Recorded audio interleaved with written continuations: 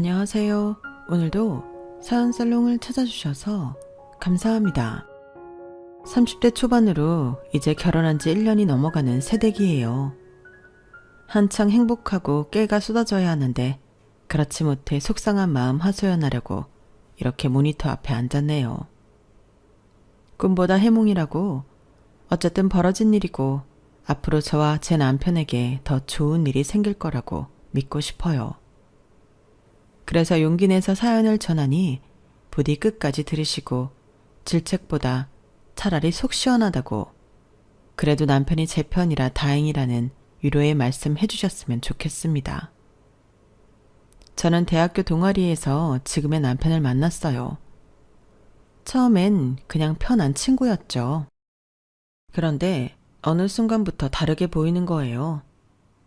물론 그동안 서로 다른 연인들과 사귀고 헤어짐을 반복하면서 이렇게 괜찮은 사람을 왜 몰라보는 거지? 싶은 생각이 저나 남편의 머릿속에 서서히 자리 잡고 있었던 거죠. 그날도 그랬어요. 제가 전남친과 헤어져 술 한잔 하자고 불렀거든요. 너만 하네. 솔직히 없는데 왜 남자들은 그런 거 모르지? 다만 하네? 내가 어떤데? 그거 칭찬 맞지? 뭐야, 자존감 높던 애가 연애에서 까였다고 의기소침해 있는 거야? 당연히 칭찬이지. 까인 거 아니거든. 내가 차버린 거지. 바람난 자식 뭐가 좋다고 만나냐? 아유, 잘했어요, 잘했어. 근데 나는 어떠냐? 어? 솔직히 나 정도면 괜찮은 거 아니야? 나는 너 마음에 든다. 내가 연애 안 해본 것도 아니고 너만큼 똑부러지고 예쁘고 나랑 말 잘 통하는 여자도 없더라. 멀리서 찾지 말고 나랑 사귀자. 순간 멍하니 한참을 바라봤던 것 같아요. 편하고 말 잘 통하고 남편이 말하는 것처럼 정말 괜찮은 남자였는데 왜 한 번도 이상으로 생각지 못했는지 싶었던 거죠. 그렇게 연애를 시작한 지 어느덧 1년이 다 되어갈 무렵 저희는 결혼 이야기가 자연스레 오가게 되었어요. 친구 사이로 만날 때보다 오히려 연인 사이가 더 좋았고 대학 동아리에서 만났으니 오랜 시간 봐왔기에 굳이 연애를 더 할 필요가 없다고 생각했거든요. 결혼을 결정하고 나니 주위에서는 당황하는 반응도 있었어요. 갑자기라는 반응이 있었지만 저희는 서로에게 서로가 아니면 결혼을 못할 것 같은 확신이 생겼거든요. 그렇게 우리는 빠른 템포로 양가 부모님께 인사드리고 결혼 준비를 시작했어요. 모두가 부러워할 만한 다정한 커플이라 생각하고 결혼 진행도 매끄럽게 흘러간다고 생각했죠. 시어머니 문제만 없었다면 말이에요. 결혼 준비가 본격적으로 시작되면서 걸림돌이 된 건 시어머니의 말 한마디였거든요. 보통 남자가 집을 마련하고 여자가 혼수를 챙긴다는 생각을 하잖아요. 물론 그 생각이 맞다 아니다는 아니지만 적어도 대부분 그렇게 생각한다는 말을 하고 싶은 거죠. 우리 혁찬이가 혼수를 책임질 테니 미영이 넌 집을 해오면 어떻겠니? 듣자마자 귀를 의심했어요. 물론 제가 부모님께 물려받은 집이 있긴 하지만 그걸 혼수로 가져간다는 생각은 해본 적 없거든요. 둘이 살기엔 커서 나중에 아기가 생기기 전까진 세를 놓고 저축할 생각이었으니까요. 처음엔 이게 무슨 의미인지 몰라서 남편을 쳐다봤어요. 남편 역시 갑작스러운 시어머니 말씀에 난감해 보이는 건 마찬가지였죠. 혁찬이한테 들었어. 부모님한테 집 받았다며. 이미 있는데 그걸 뭘 세놓고 그래? 아까운 돈 들여 굳이 다른 혼수 할 게 뭐 있어. 그냥 있는 거 가져오고 그 집은 혁찬이가 채우면 되는 거지. 안 그래? 저희 부모님과 상의해 볼게요. 상의하고 말고 할 게 뭐 있어. 미영이 네 명이 아니니. 내가 구식이 아니니까 하는 말이야. 요즘 꼭 남자가 집, 여자가 혼수 이렇게 고집할 필요가 없다는 거지. 형편에 맞게 집 있는 사람이 집 해오면 되는 거 아니니? 네, 물론 저도 그런 편견은 없어요. 하지만 제가 물려받은 집이 있다고 그걸 혼수로 쓰는 건 생각도 못했네요. 아니 뭐 대단한 것도 아니잖아. 너도 편하고 우리 쪽도 편하고 서로 편의를 생각하자는 거지. 있는 사람이 더한다더니 꼭 그 짝이네. 좋은 집 놔두고 혼수 생각을 못했다니. 엄마, 갑자기 왜 그래? 나 전세 얻을 돈 충분해. 엄마한테 도와달라고 안 할 테니 괜히 미영이 곤란하게 만들지 마.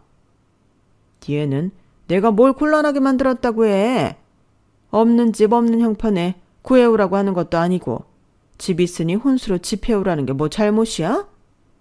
미영아, 안 그러니? 부모님과 상의해 볼게요. 집이 제 명이긴 해도 결혼할 때 혼수로 내놓는 건 부모님께 여쭤봐야 할 문제인 것 같아요. 그래 뭐 네 생각이 정 그렇다면 내가 반대는 안 하겠다만 사돈네도 요즘 생각을 가진 분이시라면 반대 안 하실 거다. 있는 집 놔두고 전세살이가 웬 말이야? 부모님께 말씀드렸더니 제 마음대로 하라고 하시더군요. 부모님이 저에게 물려준 재산이니 그걸 팔든 거기서 살든 세놓든 모두 제 마음대로 하라고 하셨어요. 엄마는 혼수를 별도로 준비하는 것보다 어차피 있는 집에 들어가는 것도 나쁜 게 아니라는 말씀을 하시기도 했고요. 고민하는 찰나 남편이 그러더라고요. 내키지 않으면 안 해도 되니 고민하지 말라고요. 그리고 혹시 그 집에 들어가 산다면 자기가 전세자금으로 사용하려던 돈을 리모델링 비용으로 내놓는다고 했죠. 가전, 가구의 부분 리모델링까지. 솔직히 시어머니의 제안이 말이 안 된다고 초반에 생각했는데 아이 낳고 계속 살 것까지 생각하면 리모델링해서 들어가는 것도 나쁘지 않다는 생각이 들더군요. 매번 이사 나갈 때 드는 복비나 이삿집 센터 비용도 만만치 않으니까요. 그러다 보니 결혼 직전까지 비교적 순탄하게 진행되었죠. 내가 요즘 세대니까 이런 아이디어도 내는 거지. 옛날 같았으면 어땠겠니? 가끔 이렇게 생색 아닌 생색 내시는데 기분이 묘하기도 했어요. 집을 해가는 건 저인데 시어머님이 대신 생색 내는 것 같았으니까요. 그래도 그땐 그냥 다른 시댁보다 합리적이라고 느끼는 걸 좋아하시는 분이라고 생각했어요. 남편과 크게 대립할 일도 없었고 신혼집 인테리어에 시간을 보내며 이렇게 결혼 준비가 생각보다 쉽게 끝나는구나 생각했으니까요. 결혼하고 나서 얼마 지나지 않아 신혼집으로 시댁 식구들을 초대했어요. 신혼집을 리모델링하고 누군가를 초대하는 건 처음이라 인테리어에 대해 칭찬을 듣고 싶기도 했고 우리 부부가 한 가정을 이루었다는 걸 공식적으로 보여주고 싶기도 했던 거죠. 음식은 제가 직접 준비한 것도 있고 남편과 함께 주문한 것도 있었지만 진짜 중요한 건 분위기라고 생각했어요. 저도 나름대로 기대에 부풀어 있었거든요. 아기자기하게 꾸민 거를 보시면 신혼집 같은 분위기로 시어머니도 같은 여자니까 예쁘다고 해주실 거라는 마음이 컸어요. 그런데 막상 시어머니가 오시자마자 집에 대한 칭찬보다는 다른 이야기를 하시는 거예요. 시세가 꽤 오르겠네. 혁찬이한테 듣던 것보다 위치가 더 좋아. 역세권이라고 해서 사실 말만 역세권이지 걸어서 한 10분 가야 한다고 생각했거든. 그런데 아니네. 역에서 내려서 5분이니까 도착해. 진짜 역세권인지 아닌지 보려고 일부러 지하철 타고 왔다니깐. 그때 살짝 당황했어요. 오자마자 꺼내신 말에 살짝 마음이 불편해진 거죠. 신혼집이고 리모델링도 막 한 집인데 시세말을 꺼내는 게 거북하더라고요. 집을 팔 생각도 없는데 시어머니는 은연중에 매매나 투자 같은 뉘앙스를 풍기시는 것 같았거든요. 미영아, 여기 역세권이라더니 생각보다 방도 크고 구조도 잘 빠졌네. 시세 떨어질 걱정은 없겠다, 얘. 네, 뭐 여기 가까우니까 편하긴 해요. 투자가 목적이 아니고 거주가 목적인데 시세는 상관없죠. 여기 팔고 다른 데 살 곳이 있는 것도 아니고. 그냥 하는 소린데 뭘 그렇게 민감하게 받아들이니? 나중에 큰돈 필요할 수도 있는 거고.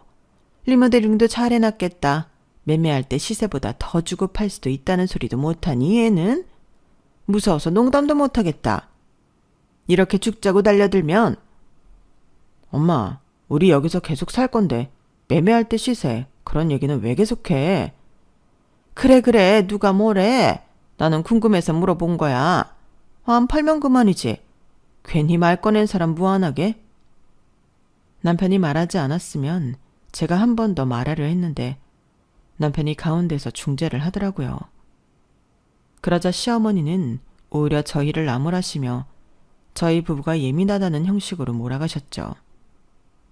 시어머니가 오기 전까지만 해도 가족이 되었다는 설레임, 신혼집에 대한 로망 등이 한데 모여 즐거운 식사자리를 생각했다가 마음이 상했어요. 그래도 준비한 음식을 먹고 좋은 시간 보내고 하루를 마무리하고 싶은 마음이 컸는데요. 시어머니는 그런 거 하나도 상관없는 듯 하시더라고요. 시동생의 의사 면허를 저희가 결혼식 할 무렵 땄거든요. 시어머니는 집 이야기가 끝나니 시동생 면허 딴 이야기를 시작하며 온통 그쪽으로 분위기를 몰아가셨어요. 결혼 축하에 대한 분위기가 아니라 의사 자격증을 따낸 시동생이 얼마나 대단한지 감탄하는 자리가 된 거죠. 여기 아파트 세대수도 꽤 있지 않아? 오면서 보니까 단지가 크던데. 나중에 병원 개원할 때 이런 대단지 끼고 하면 좋겠다 얘. 안 그래? 도련님, 병원 개원할 예정이세요? 아니요. 아직은 인상경험 쌓는 게 더 좋죠. 배워야 할 것도 많고. 우선 병원에 페이닥터로 가려고요. 페이닥터 해봤자 뭐 몇 년이나 하겠어. 힘들게 의사 되었는데 남 밑에서 일해야겠어? 병원 개원 곧 할 거니까 너희도 곧 그런 줄 알아라. 찬우 개원하는데 우리가 알고 있을 게 뭐 있어. 병원 운영하는 것도 사업이라 쉬는 것도 아니고. 우선 잘 배우고 실력 쌓는 게 먼저지. 찬우는 너랑 달라서 야망도 있고 머리도 있어서 배우는 거 금방이야. 걱정할 걸 걱정해야지. 도련님, 의사 면허 딴 거 축하드려요. 앞으로 배워야 할 게 더 많겠지만 화이팅이에요. 앞으로 배울 게 뭘 많다고 해. 다 학교에서 배웠는데. 우리 찬우가 원래 실전에 더 강한 애라 금세 배운 거야. 결국 그날 가족 모임은 저희 결혼 축하에 대한 이야기는 하나도 없었어요. 제가 은근히 돌려가며 한마디 꺼냈다가 본전도 못 찾았죠. 신혼집들이 왔으니까 세제며 화장지 사온 건데 그걸 꼭 들어야 하냐고 저를 피곤한 사람 대하듯 시어머니가 말씀하셨거든요. 그 말 듣고 딱 깨달았어요. 괜히 긁어 부스럼 만들지 말고 빨리 비위 맞춰서 내보내자고요. 오가는 말이 길어봤자 머무는 시간만 더 길어질 테고 그래서 득될 게 없다는 걸 몇 마디 주고받으며 깨달은 거죠. 그렇게 집들이가 끝난 뒤 남편을 보는데 살짝 시무룩한 듯 처져 있더라고요. 아마 시어머니가 은연중에 시동생과 비교하며 남편을 깎아내린 게 마음에 걸렸겠죠. 사람이 빈말은 못한다고 제 앞에서도 그렇게 남편에게 말할 정도면 평소 어떤 대우를 받고 살았는지 그려질 정도였으니까요. 그래서 그냥 말없이 남편을 안아줬어요. 제 기분도 이런데 정작 남편도 형으로 결혼까지 했는데 집들이 자리에서 동생만 치켜 세우는 걸 보는 느낌이 얼마나 별로일지 짐작이 갔으니까요. 며칠 뒤 남편과 함께 시댁에 들렸을 때 시동생이 동네 중앙병원에서 페이닥터로 들어갔다는 이야기를 들었어요. 저는 내심 처음부터 규모 있는 큰 병원보다 차라리 중소형 병원에서 운영 노하우를 배우는 게 낫겠다고 생각했죠. 그거 좋은 선택인 것 같아요. 대형 병원은 적응하기도 정신없고 월급도 안정적일 거 아니에요. 아유, 모르면 아무 소리 말아라. 그게 다 돈이 없어서 그러는 거야. 안 그러면 내가 벌써 병원 하나 차려줬을 텐데 괜히 남 병원에서 고생만 시키니 내 맘이 편하지 않다. 엄마는 무턱대고 병원만 차리면 뭐해.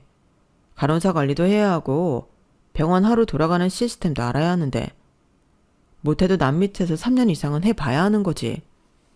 찬우는 괜찮다는데 엄마가 옆에서 그런 말하면 괜히 바람 빠지고 그러니까 그러지 마.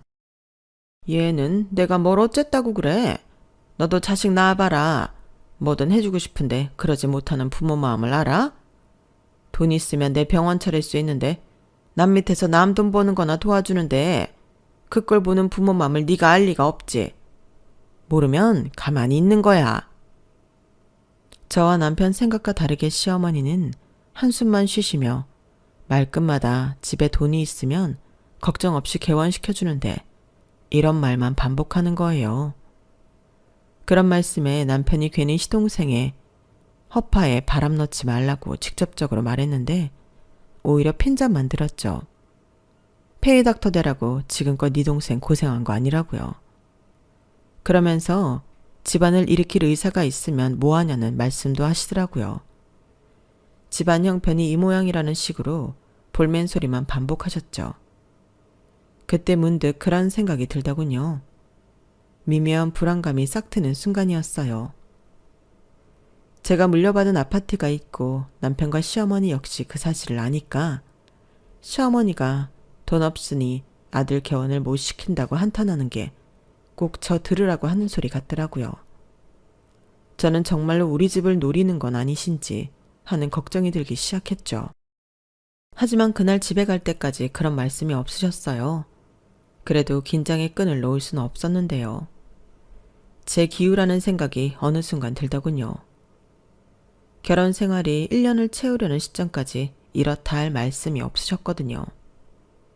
물론 아직 시동생이 페이닥터로 다니고 있으니 그럴 수 있지만 진짜 시동생 개원 때문에 저희 집이 필요하면 그동안 집요하게 물밑작전을 하며 저를 괴롭힐 거라고 생각했던 거예요.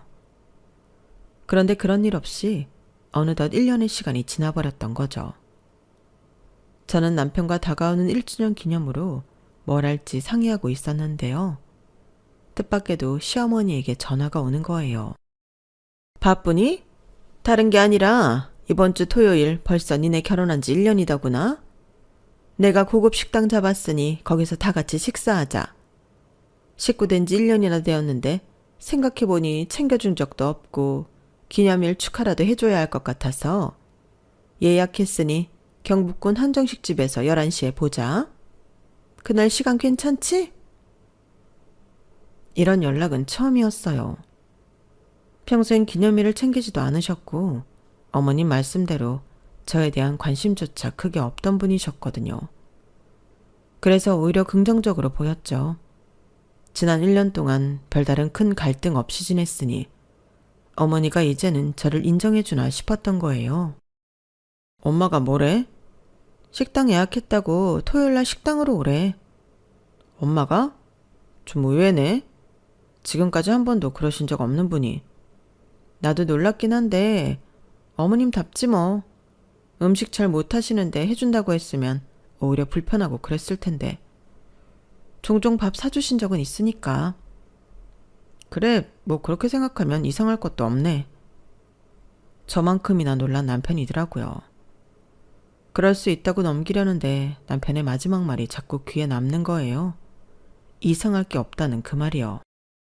그런 이야기를 들으니 저 역시 마음 한켠에선 무슨 꿍꿍이가 있는 게 아닐까 하는 걱정이 들기 시작했죠. 하지만 좋게 생각하기로 했어요. 결혼 1주년이 다가온다고 특별하게 어머님께 말씀드린 적도 없는데 기억하고 챙겨주시는 그 마음만 고맙게 받자고 말이에요. 좋은 식당에서 다 함께 맛있는 식사를 하고 1년간의 결혼 생활을 축하받는 자리라면 얼마든지 좋은 이벤트라고 생각했던 거죠. 그렇게 저희는 결혼 1주년 당일을 손꼽아 기다리게 되었습니다. 토요일 막상 식당에 도착해보니 이미 시어머니가 자리를 잡고 계셨어요. 시동생 역시 어머님 옆에 자리를 잡고 앉아 환한 얼굴로 손을 흔들더군요. 저는 속으로 좋은 분위기에서 식사를 할 수 있다는 생각에 안도의 한숨을 내쉬었죠. 오늘은 시어머니가 시동생 이야기로 주제를 이끌어 나간다고 하더라도 결혼 1주년인 저희 축가 자리라고 대놓고 말해야겠다는 생각도 했어요. 신혼 집들이 때 앙금이 아직도 남아있던 거죠. 아유, 우리 미영이 왔어? 벌써 가족이 된 지 1년이라니 세월 참 빠르구나. 내가 바빠서 이것저것 챙겨주지 못해 미안해. 그동안 살갑지 않은 시어머니 밑에서 고생 많았다. 환하게 맞아주시는 시어머님 말씀에 순간 마음이 뭉클해지더군요. 시동생이 형이 여자친구가 생겼다고 말했던 게 엊그제 같은데 벌써 결혼 1주년이라니. 자신도 빨리 자리 잡고 결혼하고 싶다고 너스레 떨며 웃더라고요. 신혼집 생활은 어때? 네가 이야기해봐. 엄마가 해주는 밥보다 마누라가 해주는 밥이 더 맛있지? 확실히 엄마가 해주는 밥보다 미영이가 해주는 밥이 더 맛있어. 그건 거짓말 못하겠다. 미영이가 요리에 재능이 있나 봐. 녀석, 빈말에도 엄마 밥이 더 맛있다 그립다 그러는 거야. 그래도 잘 사는 것 같아 보기 좋네. 미영이 너는 어때? 회사 일 하면서 살림까지 하느라 힘들진 않니? 힘들긴요. 이 사람이 많이 도와줘요. 그리고 뭐 혼자 살 때도 집안일은 했는걸요. 오히려 퇴근하고 집에 갔을 때 혼자가 아니라 기다리는 사람이 있으니까 더 든든해요. 제 걱정과 다르게 온전히 결혼 1주년을 축하하는 자리로 맛있게 식사하며 기분 좋은 시간을 보내고 있었어요. 저는 시어머니가 살갑게 말 붙이는 게 어색하면서도 싫지 않더라고요. 멀리서 일부러 챙겨주시러 왔구나 싶은 생각이 들면서 괜한 걱정했나 싶었으니까요. 남편 역시 시어머니 태도에 조금 놀라는 것 같았지만 웃으면서 장단을 맞췄어요. 그렇게 가족들의 일상적인 이야기를 하며 어느덧 식사가 거의 마무리되고 있었어요. 그때 시어머니가 갑자기 식탁 밑에서 케이크 상자를 꺼내시더군요. 내가 케이크 준비했어. 주방에 맡길까 했는데 생크림이 아니라 녹는 것도 아니니까 이렇게 짠 하고 주면 더 좋을 것 같아서 식탁 밑에 숨겨뒀어. 기분 나쁜 거 아니지? 아니요. 기분 나쁘긴요. 맛있는 식사 사주시는 것보다도 충분히 감사한데 이렇게 케이크까지. 와, 엄마. 언제 이런 걸 다 준비했어? 엄마 고마워요. 자, 우선 초부터 끄고 앞으로도 우리 가족 모두 행복하자. 어머님이 예약하고 가져오신 건지 꽃장식으로 예쁘게 된 케이크를 보자 순간 눈시울이 뜨거워질 뻔했어요. 겉으로 보이는 것보다 정이 많으신 분이구나 싶었거든요. 왜 사람 중에 태가 강해서 내 사람과 아닌 사람 구분이 있는 그런 사람 있잖아요. 그 태 밖에 있을 땐 뭐 이런 사람이 있나 싶지만 막상 그 안으로 들어가면 잘 챙겨주고 세상에서 제일 든든한 사람이 되는 그런 사람이 우리 시어머니라는 생각까지 할 정도로 정말 감동이었죠. 그런 것도 모르고 선입견을 가지고 나를 세웠던 시간들이 미안해질 정도였으니까요. 하지만 그건 아주 짧은 감동이었을 뿐이죠. 어때 미영아? 네, 뭐가요? 이렇게 온 가족 모여서 축하해주고 챙겨주는 시어머니 있으니까 좋지? 아, 네, 좋죠. 감사해요, 어머니. 함께 살면 이런 거 매일 해줄 텐데 어떠니? 네? 그게 무슨... 그러지 말고 우리 집에 들어와 함께 사는 거 어떠냐고. 찬우는 매일 병원 일 때문에 일찍 나가고 늦게 들어오고 집에 사람이 없으니 썰렁해서 혼자 있기 싫다 얘. 그러지 말고 들어와 같이 살자. 엄마, 그게 무슨 말이야. 우리가 왜 거기 들어가 살아. 우리 결혼하면서 리모델링 싹 하고 들어온 거 알면서. 리모델링 했으니 집 팔더라도 더 비싸게 팔 거 아니야. 손해보는 장사 아닌데 뭘 그렇게 정색하고 그래. 내가 다 니네 생각해서 하는 소리야. 막말로 미영이 임신하면 애는 누가 보니? 출근하라 살림하랴 지금도 바쁜데 거기에 애까지 낳으면 설마 오가는 시간만 1시간이 넘는데 나보고 매일 애 보러 출퇴근하라는 거 아니지?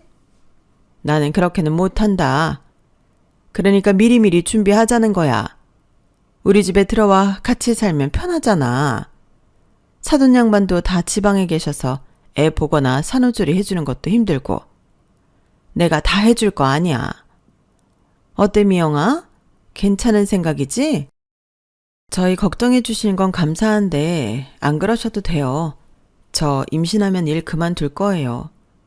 다른 사람들은 직장만 해야 하니까 맞벌이로 바쁘겠지만 저희는 집이 있어서 갚아야 할 대출금이 있는 것도 아니라서요. 외벌이로도 충분히 저축하고 살 수 있어서 애 낳아도 제가 키우고 감당할 거예요. 그러니 어머님 걱정 안 하셔도 돼요. 그래? 그럼 네가 우리 집 들어와서 나 좀 모시고 살아라. 네? 왜? 내가 어려운 말 했어? 시어머니가 며느님 모시고 산다고 같이 살자 하는데 싫다며. 그럼 네가 나 모시고 살면 되잖니. 1년 동안 우리가 몇 번이나 만났는지 너 기억하니? 그게 가족이니 남이니? 남도 우리보다 더 자주 만나겠다. 이게 다 니네가 멀리 살고 직장 다니며 바쁘니까 그런 거 아니야.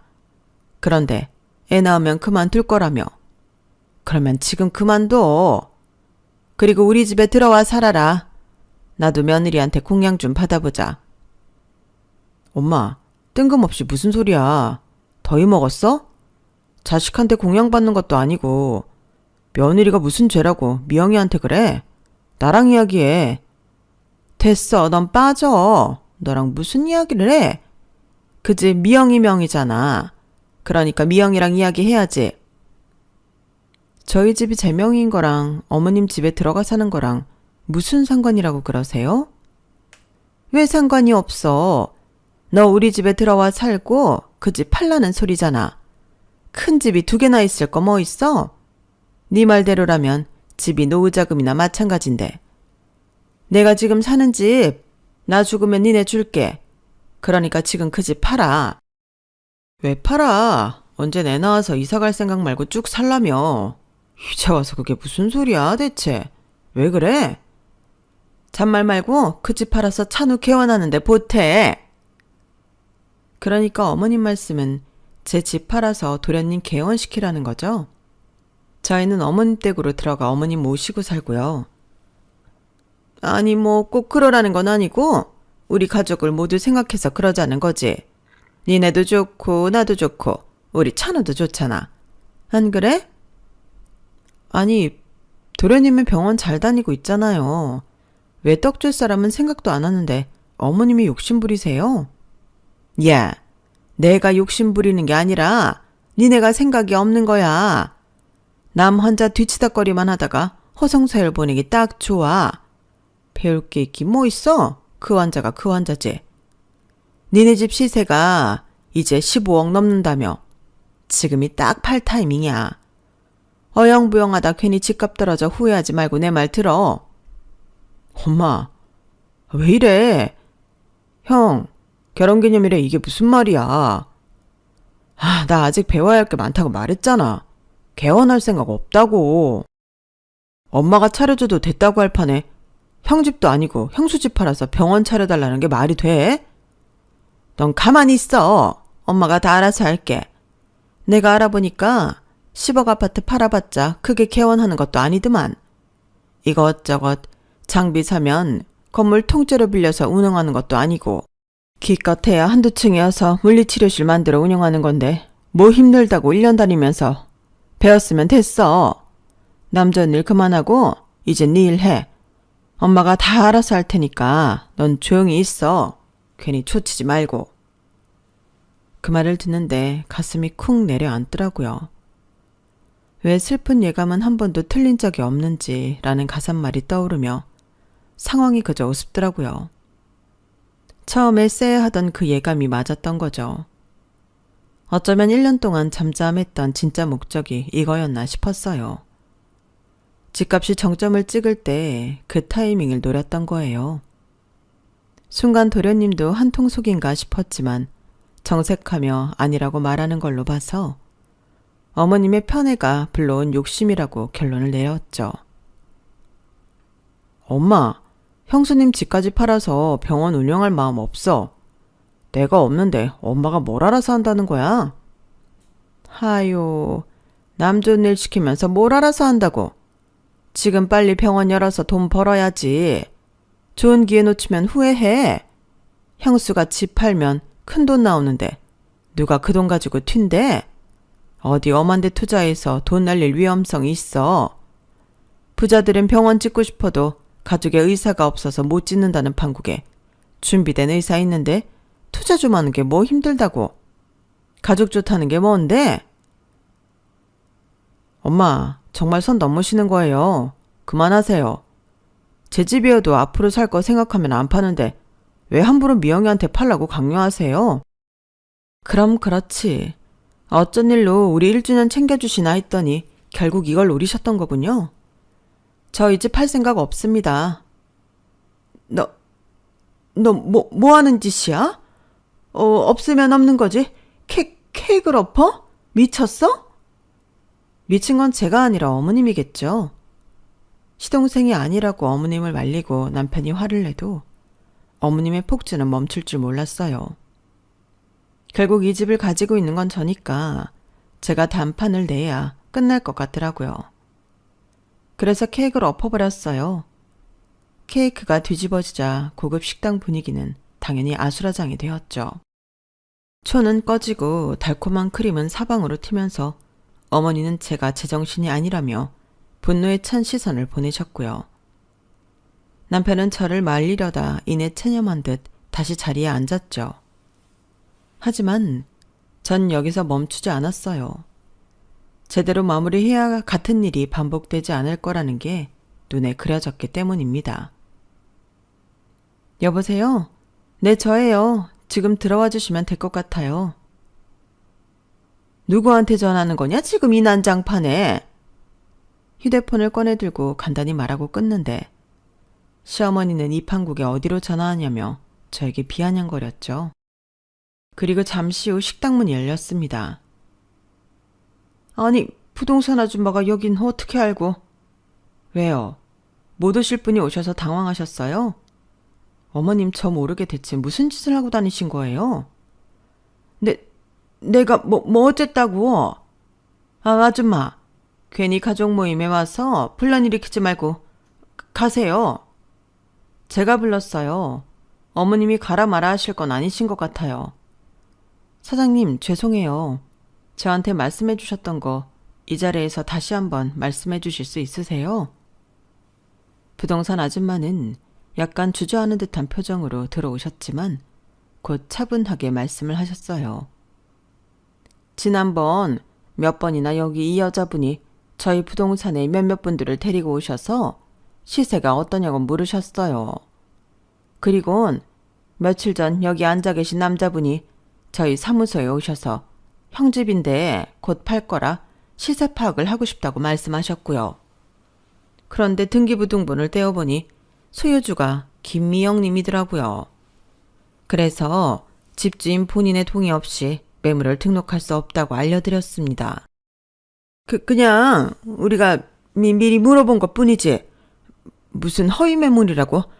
내가 없는 집 내놓는다고 했던 것도 아니고 내 아들 집 맞아요. 보셔서 아시잖아요. 글쎄요. 실소유주가 전혀 팔 생각이 없는데 제3자가 함부로 팔겠다고 광고하면 중개사 입장에선 곤란하죠. 허위 매물을 걸릴 수 있으니 저도 조심스럽게 대처할 수밖에 없었습니다. 형수, 오해예요. 엄마가 그냥 형 아파트라고 해서 형수님 동의만 받으면 되는 줄 알았어요. 아무래도 병원 개원하려면 큰돈이 필요한 건 사실이니까. 며느리 혼수로 들어온 거면 어차피 시댁재산 아니야? 큰돈 필요할 때 사용하면 되는 거지. 뭔 생색을 이렇게나 내는 건지. 소유주 동의 없이 매물을 등록하면 처벌될 수 있습니다. 다신 찾아오지 마세요. 부동산 아줌마가 단호하게 말하고 이만 가보겠다는 말을 한 후 방을 나가셨어요. 시어머니 입꼬리가 파르르 떨리는 게 보이더군요. 어처구니 없었던 건 방금 전까지 아니라고 발뺌하던 시동생도 어머님과 한패였다는 사실이었죠. 입을 떼려는 찰나 남편이 먼저 시어머니를 향해 단호하게 말했습니다. 아, 이게 다 무슨 난리니? 가족끼리 사이좋게 하면 될걸. 어쨌든 네가 집을 팔아주면 너랑 혁찬이는 우리 집에 들어와서 공짜로 살 수 있다는 게 내 계획이었어. 뭐가 문제란 말이니? 엄마, 지금까지 듣고도 뭐가 문제인지 모르시겠어요? 집은 미영이 개인 재산이고 우리는 팔 생각이 없어요. 왜 남의 집을 멋대로 처분하려고 합니까? 남의 집? 그게 남의 집이야? 네 아내가 혼수로 가져왔으면 시댁재산 아니냐고. 내가 구식이라지만 이건 예로부터 내려오는 상식이야. 게다가 너희가 우리 집 들어오면 난 늙은 몸으로 외롭지 않고 너희도 집세 아낄 수 있고 이보다 더 윈윈이 어딨니? 저기 어머니, 그 논리는 대체 어디서부터 시작된 건지 모르겠네요. 혼수로 집을 제공한 건 결혼 전부터 제가 살던 집을 신혼집으로 쓰겠다고 서로 합의했기 때문이잖아요. 시댁 재산이라는 뜻은 아니에요. 참. 그게 다 너 편하려고 해준 건데 이젠 다 부정하겠단 거지? 좋다. 그러면 너희만 편하면 되겠니? 둘째는 어떡하라고? 우리 찬호. 병원 개원 시기를 놓치면 안 된다고 내가 몇 번을 말했니? 형수님, 그게요. 저도 사실 병원 운영은 아직 자신 없고요. 엄마가 너무 빨리 시작하라고 하셔서 그냥 시세가 얼마나 되는지 물어본 거예요. 정말로 당장 팔 생각은 아니었는데. 너 거짓말 좀 작작해라. 아니라고 발뺌하더니 결국 엄마랑 한패였잖아. 부동산에 가서 시세 물어보고 다닌 건 엄마가 시켰다 치자. 너도 기회만 되면 집을 판 돈으로 병원 차릴 생각이었으면서 똥인지 된장인지 구분도 못하고 엄마 손바닥 위에서 춤을 췄으면 지금쯤 정신 번쩍 들어야지. 형, 오해라니까. 진짜로 개원 확정이 아니라 그냥 가능성 열어두고 한 거고. 찬우 씨, 사람 속이 훤히 들여다 보여요. 엄마가 있으면 쉽게 쓸 수 있겠지 하고 넘겨 짚은 거죠. 그래서 허락도 없이 매물로 알아보러 간 거고. 만약 내가 모르는 새에 등록됐다면 어쩔 수 없었다며 우릴 기정사실화 했을 거잖아요. 솔직해지세요.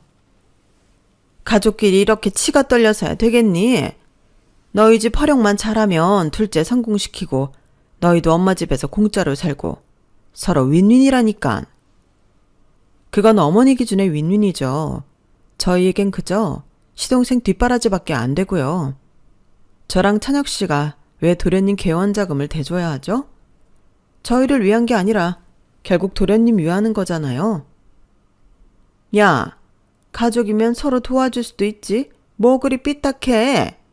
형제가 등 돌리면 네가 책임질 거야? 겨우 돈 때문에 가족이 갈라져야 하니? 이래서 여자가 잘 들어와야 한다니까. 엄마, 진짜 실망이에요. 지금까지 속으론 우리 엄마도 언젠가는 달라지겠지라고 믿어왔는데 동생 위주로만 사는 건 알았지만 아내 재산을 이렇게 제멋대로 하려들 줄은 몰랐어요. 그리고 저희는 지금부터 더 이상 엄마와 엮이고 싶지 않습니다. 찬혁아, 너까지 왜 이러니? 가족이면 조금만 희생할 수도 있잖아. 이게 그렇게까지 할 일이야? 네가 남편이라면 좀 잡아 보든가. 미영아, 네가 말 좀 해봐. 내가 늙은 부모로서 대접받고 싶다는데 그게 그렇게 힘든 부탁이야? 네, 힘들고 말고요. 이렇게까지 억지를 부리시면 전 돈이 더 중요해요.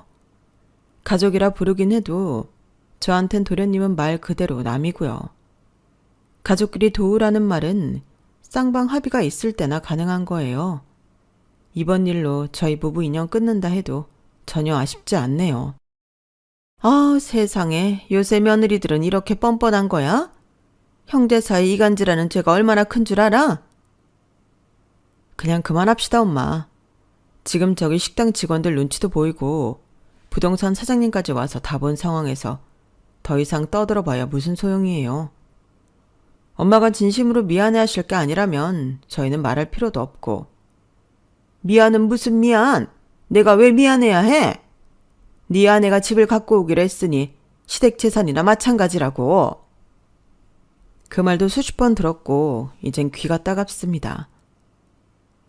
제가 가진 집을 어머니 마음대로 누굴 위해 판다 안 판다 정하는 거 도저히 용납 못해요. 끝이에요, 엄마. 더 할 말도 없고 이제 아내하고 저하고 이만 가볼게요.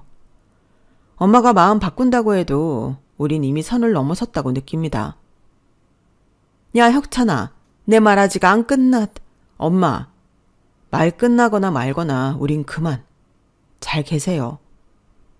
형수님, 잠깐만요. 이런 식이면 나중에 정말 어색해진다고요. 어색해지기 싫으셨다면 처음부터 제 아파트를 유치하게 탐내지 않았어야죠. 이미 늦었네요, 도련님. 가자, 여보. 더 할 얘기도 없네. 제 말이 끝나기 무섭게 남편이 저를 잡아 이끌며 자리에서 벌떡 일어났어요. 시어머니는 끝까지 가족끼리 이럴 거냐며 소리를 질렀지만 이미 분위기는 다시 되돌릴 수 없는 상태였죠. 식당 직원들이 들어와 케이크 조각과 크림이 잔뜩 튀어 엉망이 된 테이블을 치우려 어쩔 줄 몰라 하는 모습이 어렴풋 보이더군요. 시동생은 한 손으로 이마를 짚고 고개를 떨구고 있었고 시어머니는 이 상황이 믿어지지 않는다는 듯 악다구를 쓰고 있었죠. 며느리가 어찌 이러냐고 뒤에서 큰 소리로 떠들어댔지만 뒤도 돌아보지 않고 나왔어요. 남편은 제 손을 꼭 잡은 채 조심스레 미안하다고 말하는데 그 마음이 얼마나 아플지 감히 상상도 못하겠더라고요. 그래서 아무 말도 없이 차에 타고 집으로 조용히 돌아왔네요. 그런데 궁금한 게 있어. 부동산 아줌마는 어떻게 알았어? 아, 그거? 사실 그 부동산 아줌마가 우리 엄마 친구분이셔. 뭐? 진짜? 그런데 왜 한 번도 말 안 했어? 말할 게 있나? 집을 내놓는 것도 아니니 굳이 인사시켜야 한다고 생각 못했던 것 같아. 인연 참 신기하네. 우리 아파트 앞에서 부동산을 하시다니. 정확히 말하면 그 반대야. 엄마 친구분 덕분에 이 아파트를 시세보다 싸게 살 수 있었거든. 우리 본가가 지방이잖아. 그래서 서울에 살만한 곳이 어딘지 부모님이 부동산 아줌마한테 종종 물으셨나 봐.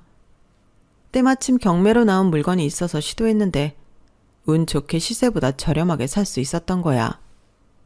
그게 바로 이 집이고 그 덕분에 시어머니가 부동산에 저희 집을 내놓으려 한다는 걸 알게 되었거든요. 결혼 1주년이 되기 며칠 전 부동산 아줌마한테 전화가 왔었어요. 같은 동네 살아도 저도 일하고 있으니 자주 찾아뵙지 못해 반가운 마음에 전화를 받았는데요. 이런 말 어떻게 시작해야 할지 어렵다고 하시면서 그래도 알고 있는 게 좋을 것 같다며 알려주셨죠. 워낙 아파트값이 오르던 때라 하루에도 수십 명이 오가면서 집값을 문의하고 있었대요. 그래서 시어머니가 문의하러 왔을 때 누군가를 동반하고 왔을 때만 하더라도 많은 사람들 중 하나라고 여겼던 거죠. 그런데 며칠 전 시동생이 와서 저희 집 주소를 알려주는데 그 집이 저희 집이라는 걸 알고 계셨으니 이상하다고 생각하셨던 거고요. 그래서 혹시 모르니 식당 근처에서 대기해달라고 부탁드렸죠. 시어머니랑 시동생이 부동산을 오가며 매매 생각을 했다면 제 결혼 기념일에 이야기가 나올 거라고 생각했으니까요. 하지만 막상 식당에 들어갔을 때 식사를 마치기 전까지만 하더라도 아무 말 없는 시어머님을 보고 제 생각이 잘못되었다고 생각했는데 아니었던 거죠. 미안해. 사실 엄마가 동생 편애한 게 오래됐지만 이렇게까지 할 줄은 몰랐어. 혼수 대신 집을 가져오라고 성화하실 때 정말 우리를 위해서라고 생각했는데 내가 생각이 짧았어. 사건의 전말이 밝혀지고 이내 저에게 사과하는 남편을 보니 마음이 짠했어요. 사실 남편도 시어머니의 강한 성격 탓에 평생 길을 못 피운 사람이라는 걸 이젠 알았으니까요. 시동생을 치켜 세우며 큰아들은 너무 무던하다, 야망이 없다라는 말을 달고 사셨으니 남편 입장에서는 그 상처가 누적이 되었겠죠. 당신 잘못 아니야. 오히려 내가 고마워. 끝까지 내 편 들어줬잖아. 우리 둘이 어떻게든 잘 살아보자. 엄마는 앞으로도 평생 동생 편만 될 테니 이젠 엄마 안 보고 살아도 될 것 같아. 그래도 다행이야. 네가 있어서. 네가 없었다면 나 이런 용기도 못 냈을 거야. 고마워. 그런 남편을 꼭 안아주었답니다. 며칠 후 시댁에서는 별 연락이 없었어요. 결국 시어머니가 우리 집을 팔아 시동생 병원 개원 자금을 만든다고 난리치더니 완전히 무산된 후 잠잠해진 거죠. 들리는 소문으로는 시동생이 시어머님 상화에 못 이겨 다니던 중형병원을 그만두고 개원을 알아보려 했었나 봐요. 근데 그게 무산되니 다시 병원에 취직하려 알아보는데 경력이 없으니 받아주는 곳이 없어 더 작은 동네 병원으로 자리를 옮겼다고 하네요. 시어머니는 저희 집을 팔고 개원할 때 투자를 받을 양산으로 여기저기 투자자들까지 불러들였던 모양인데 일이 틀어지는 바람에 얼마 없던 인맥까지 정리된 것 같고요. 결국 시어머니는 단신 욕심 때문에 큰아들 내외도 잃고 도련님이 다니던 그나마 좋은 병원마저 그만두게 된 거죠.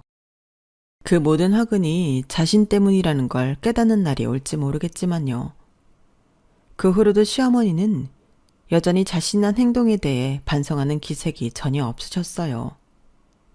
오히려 큰아들 내외인 저희가 너무 냉정했다며 친척들에게 하소연하고 다니시더라고요. 아들이 동생 병원 개업하는 게 도와주지는 못할 망정? 이런 식으로요. 시동생이 인생이 꼬이게 된 것도 저희 탓이라고 하시는 모양이에요. 명절 때 시댁 큰어머님께 들은 얘기로는 시어머님께서 요즘도 그러신데요. 돈 좀 있는 며느리 들여봤자 속 썩이기만 한다. 라고 한숨 쉬신다고요.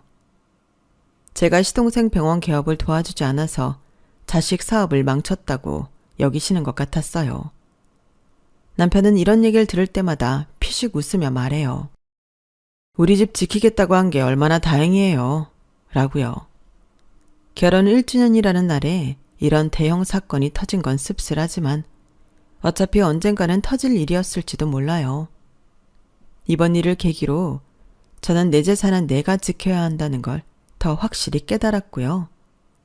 남편도 엄마가 결국 동생밖에 모르는 사람이었다는 걸 인정하고 완전히 눈을 떴죠. 시동생은 결국 강남에서 멀리 떨어진 경기도의 작은 동네 병원에서 일하게 되었다고 해요.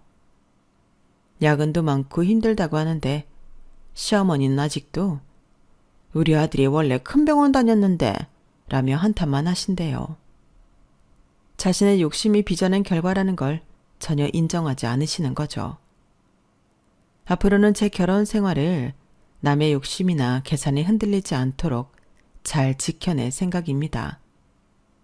가끔 시어머니 소식이 들려와도 더 이상 마음이 흔들리지 않아요. 오히려 이번 일을 통해 남편과 저는 더욱 단단해졌으니까요. 시어머니의 욕심이 우리 부부를 더 강하게 만들어준 셈이에요.